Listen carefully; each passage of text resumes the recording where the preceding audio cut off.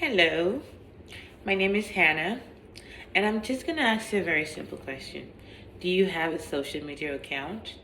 Facebook, Instagram, Twitter? In the 21st century, social media has actually grown rapidly and remain unclear how social media make people emotionally healthy or unhealthy. Social media has actually developed gradually into more than a means of communication. It has become the most thing that people do, like habit, that they have to share with the world every single aspect of their lives. Today, my purpose of this speech is to persuade you that social media can cause you more harm than good. And as at the same time, it can affect your self esteem a lot. In order for you to understand what I mean by social media affecting your self-esteem, you need to understand what a self-esteem means.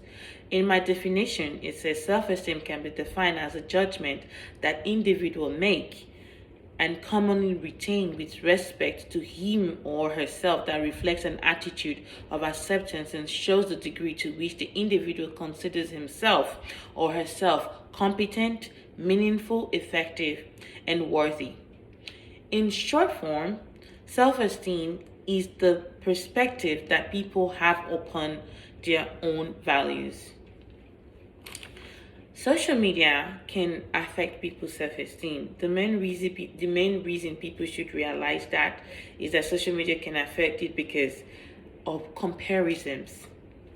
So in our modern day life, people want to become other people that they see on social media. They follow content creators, they follow celebrities, and they want to live their kind of life, forgetting that those people are like content creators. Those people make your imagination come true.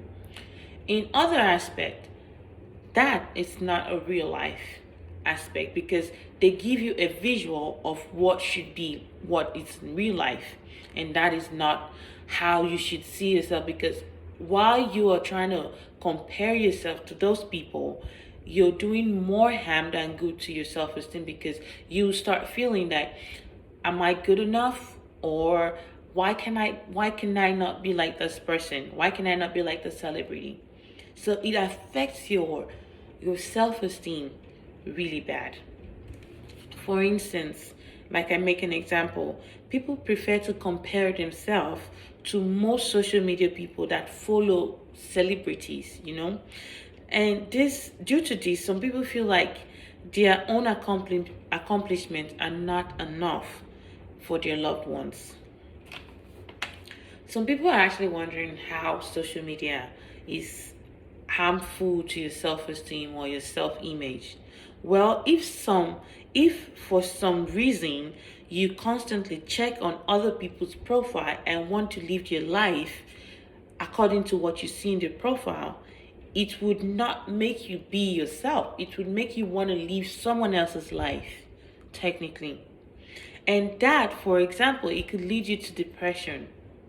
I would say that these things do not only lead us to depression, it can lead us to mental illness, because a lot of people feel like, oh, life should be like what I see on social media, but it's not supposed to be like that. Because in an aspect where you cannot do what those people are doing, then it start leading you to start thinking that, why can I not be like this person? Meanwhile, you just have to be yourself. So comparisons are like really bad for making people see that, making people see another aspect of you. You cannot compare yourself to what you see on social media.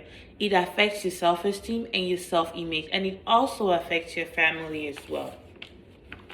The next reason I would say this, the next point I'm gonna make is how social media affects your image crafting. So, have you wondered what the celebrities like do on social media?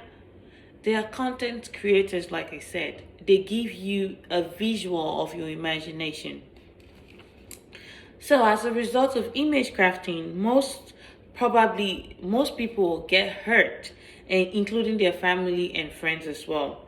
This is because I would say, like I wrote here, is because image crafting teaches society that this ideal view of life is not only attainable, but it is a common practice. Nothing could be furthermore from the fact. Even worse, even more worse, people with image crafting pressure the feeling of other people to live a perfect life, and this makes social media. This actually turns social media into reality, and that is not how it's supposed to be. People cannot live a perfect life. Nobody is perfect. People are imperfect. So trying to craft another person's image is doing more harm than good to your self-esteem. Like I said, based on some studies I did on social media, is that it says that pretending to be someone when you're not, or happier than you are, trigger mental illness, since they feel like they need to be the person that the post on internet, and might even have an adverse effect in their memory. For example, when you spend a weekend out with friends that you do not have social media, when you spend both days alone, you're either going to be annoyed or you could make false memories. And that is true. People make false memories because they feel like they're supposed to be those people they see on social media, and that affects our self-esteem a lot. It affects us, and it can cause us mental illness and depression, especially when we cannot do all those things. My last point, I would say this is very important because it leads to cyberbullying.